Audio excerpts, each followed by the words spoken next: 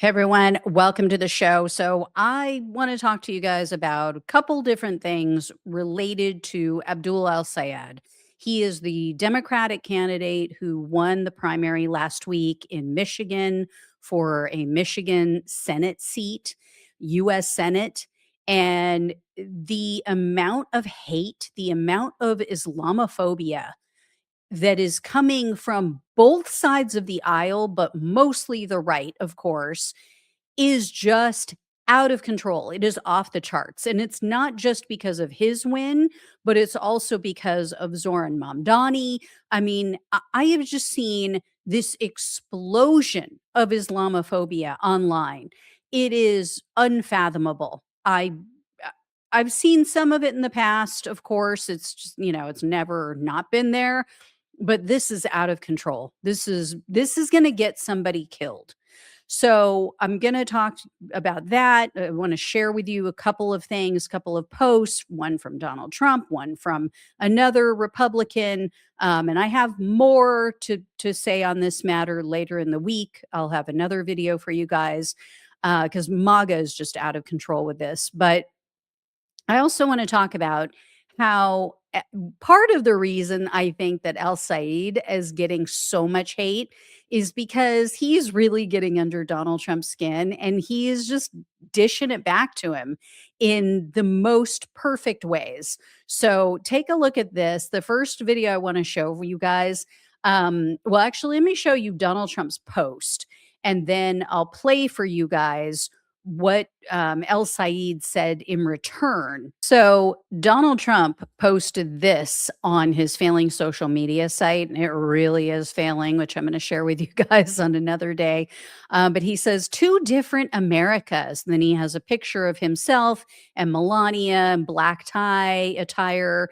And then he has Abdul El-Sayed and his wife obviously sitting in some sort of restaurant. They're like in a booth together and, look very happy. And she's wearing her hijab. So obviously, the insinuation is, oh, we're American and they're not. Look, what I see and, as I'm going to share with you guys what I said to Donald Trump on his social media site in part was, yeah, I see a couple who doesn't really like each other, actually loathes each other compared to a couple that actually is in love, right?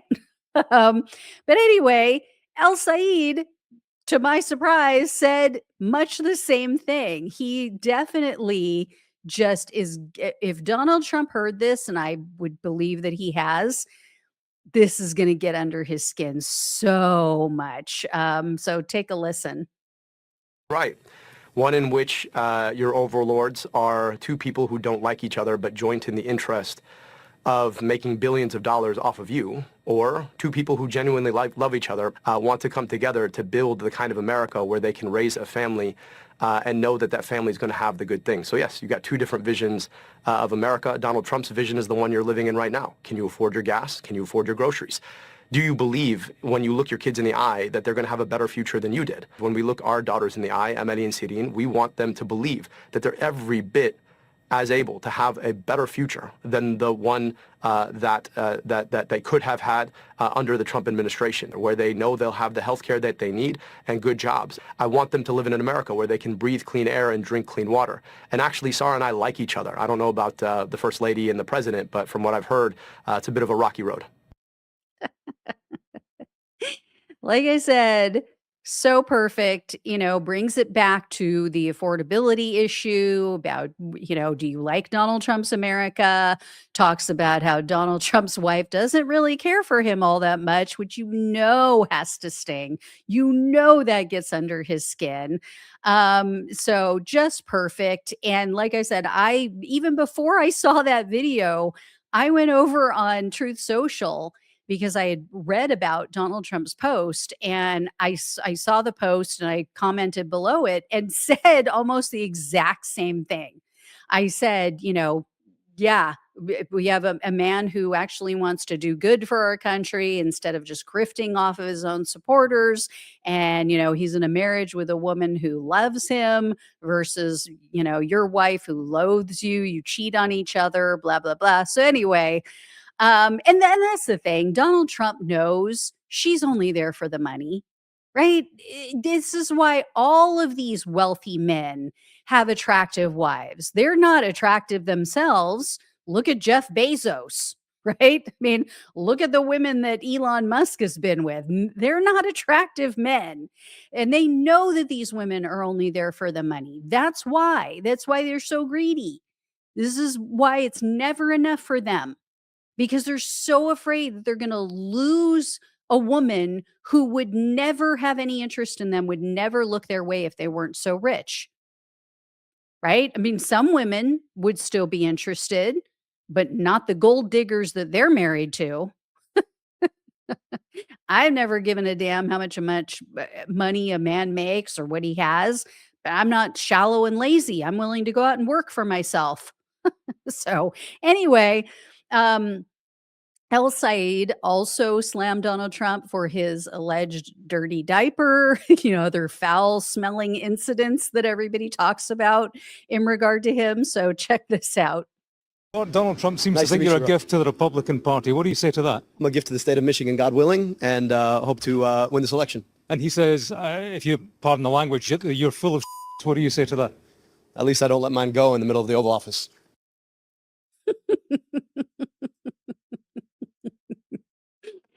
Oh, yeah. This has got to be irritating the crap out of, poor choice of words there. But anyway, you know what I mean. So here's the thing. This is what pisses me off with the Democrats. Progressives have to fight not just Republicans. We have to fight our own party. We have to fight establishment Democrats at the same time. It's just insane, and it is just completely unfair. It is what establishment Democrats never have to put up with. And when they do, it's like, oh, you're trying to help the other side win. But, when they attack progressives, everybody just goes silent. Everybody becomes, a monk. But anyway, here's what I mean by this. So Nancy Mace, cray Nancy Mace, she puts out this post, jumping on the Islamophobic bandwagon. She says, every single Muslim holding public office in America is a Trojan horse and a threat to both national security and our republic. We refuse to be silent. Okay, so she goes on CNN and she's asked about this. And, to the guy's credit, the host actually kind of held her feet to the fire. But she goes on to just completely contradict her own words in the beginning. So, he starts off rightfully asking her, are you slandering? Are you saying all Muslims are dangerous? And she said, oh, no. And then she goes on to explain why she doesn't think Muslims should be in our country. So take a listen. Saying that anyone who is Muslim is a threat to this country? That's not what I said. Number one, I think we do have a real issue with radical I mean, it sounds Islamic like that's what you're saying. No, I was talking about elected officials. When you look at what has just happened. So any Muslim elected officials, sorry to cut you off, but just to be clear, any elected Muslim officials. And in the future, when our granddaughters are wearing burqas to school, we're going to look back. There's no indication that that is happening. I don't want to hear the call to prayer 5 times a day in an American city. Even if I don't want to hear it, that is their right here. In the privacy of their own mosque or their own home, not on the streets of America. And if you look at the parades that are happening, I look at the women who are covered head to toe with little slits for their eyes. As a woman, that's scary. But you're not to me. being, that's not being forced on you, Congresswoman. A 6-year-old girl doesn't get a say on whether she should wear a hijab or not. I think we should ban all immigrants from those countries. Thank you. So she says at the beginning, oh, no, I'm just talking about elected officials. And then she goes on to lay out all of her reasons for hating Muslims in general. When our young girls are going to end up wearing burqas. Who says? What the fuck are you talking about? And then she says, oh, well, 6-year-old girls, they don't have a choice, blah, blah, blah. I'm sorry. that's the parent's choice. I could have sworn that these jackasses, these MAGA psychos, said that we should have parental rights in this country. The parents should have the right to do what they want with their children and dictate how their children live. And oh, well, I don't want to listen to this, prayer in the street 5 times a day. Well, guess what, bitch? Nobody wanted nobody who's not a Christian, who isn't a Bible thumper, wanted the freaking 10 commandments in their child's school. But you psychos on the MAGA right shove that down everybody's throat. I'm sorry. I get it. People are religious. It's great. It's like that meme that says, I find that religion is like a penis. It's great that you have one, but don't go waving it around in everybody's face. That's how I feel. That's how I feel. That's how a lot of people feel about it. And this MAGA right is so hypocritical. Everything they say, oh no, it's just, I only have a problem with the politicians, but I think everybody, of that faith should leave our country, should just get out. I think that, I don't want to listen to their prayers. What they do in their home, what they do in their mosque is fine, but I don't want it out in the middle of the street. Well, we don't want to see Proud Boys in the middle of the street. We don't want to see white supremacists in the middle of the street. We don't want to see neo-Nazis marching in the street. We don't want to see a lot of the shit that you on the MAGA right put out in the street, shove in our faces over and over again. But guess what? It's America.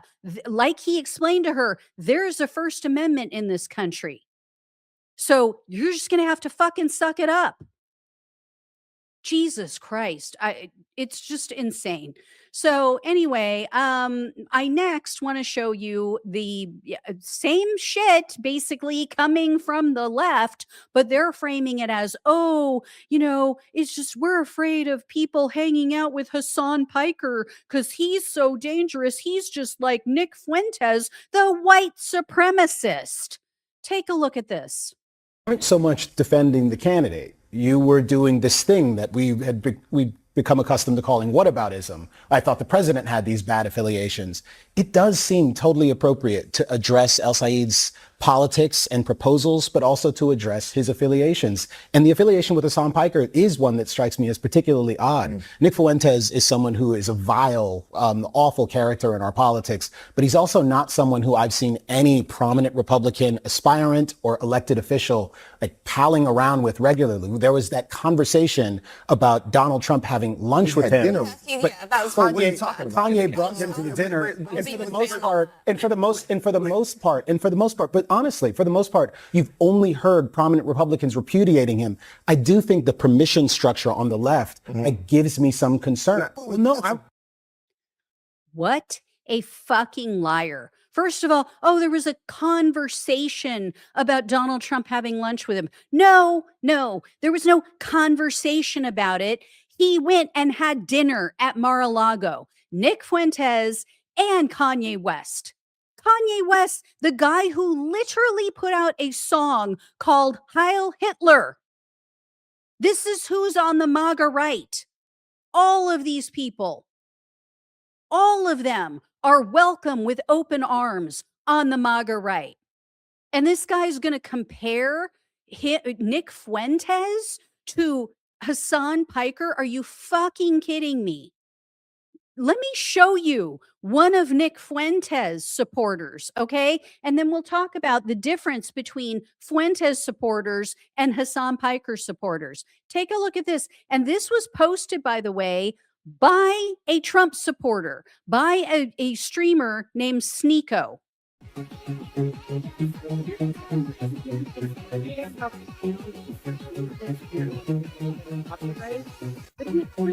This is the Groyper, which is the name of Nick Fuentes fans, the Groyper terrorist that shot up the San Diego mosque.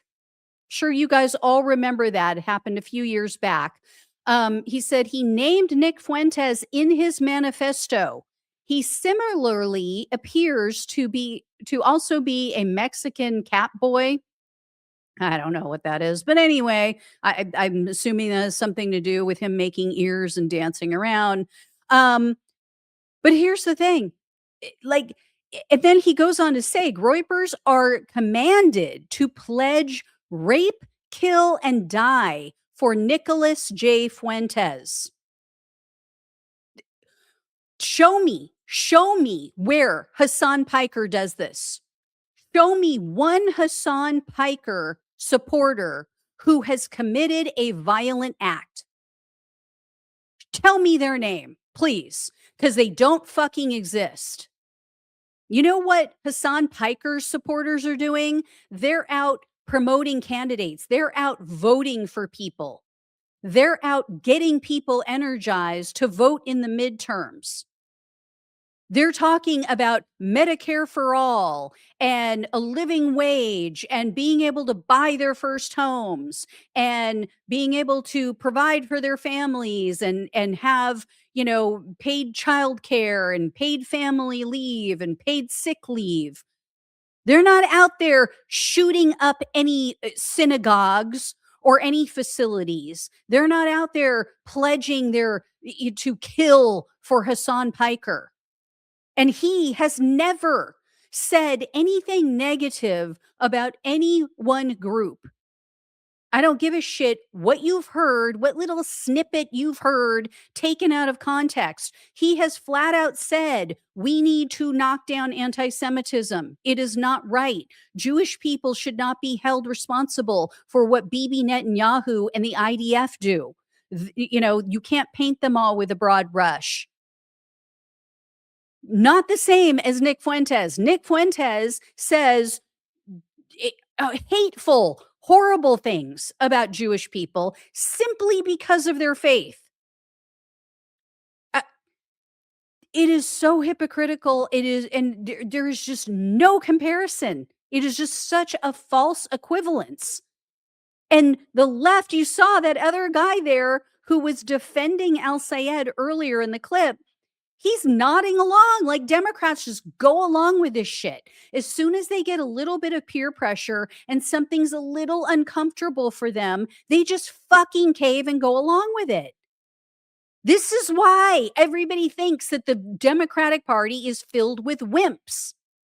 Because you don't have anybody with a fucking backbone to stand up and go, no, you know what? I'm not going to condemn him. I'm not going to shame him. He hasn't said anything hateful about any one person. Has he said things in anger and off the cuff and, you know, apologized for it later and on reflection said, you know, I probably shouldn't have said that. That's not truly how I feel. Yes, show me the person who hasn't done that in their life, and I'll show you a liar.